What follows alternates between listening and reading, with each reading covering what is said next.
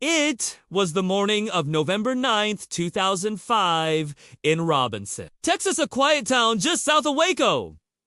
But that peace shattered when a frantic 911 call came in. A woman, terrified, reported her husband had been found bleeding in their bed. That call would unravel a tragic story, one of love, family, and shocking betrayal. This is the case of Darlene and Keith Gentry. Darlene Doscasel was born in 1974.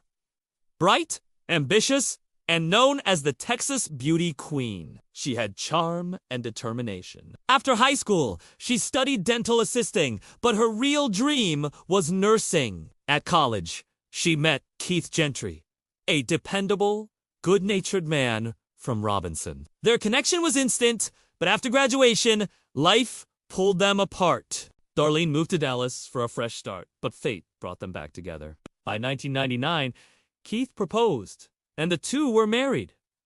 They built a suburban life right next to Keith's parents. Keith worked as an engineering assistant. Darlene became a nurse. By 2005, they had 3 sons, Shay, Scody, and Cade.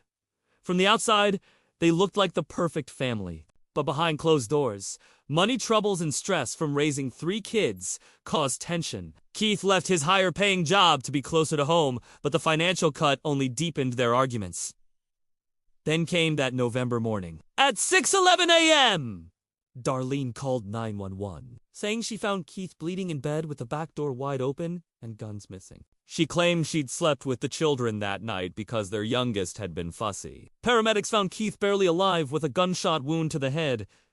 2 days later, he died. Darlene told police it was a home invasion, but investigators quickly found cracks in her story.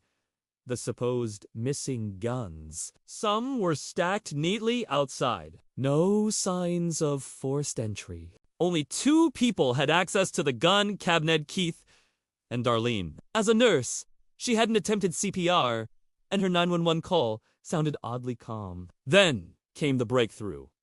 Inside the kitchen trash, police found latex gloves containing gunshot residue, Keith's DNA, and Darlene's.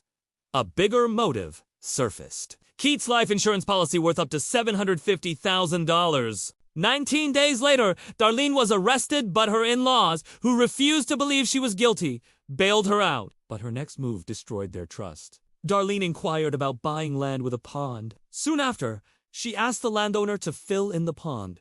Suspicious, he alerted police. When divers searched, they pulled out the murder weapon, a .22 caliber revolver. Authorities set up a sting. Pretending they were draining the pond, they watched as Darlene showed up in boots, poking the exact spot where the gun had been.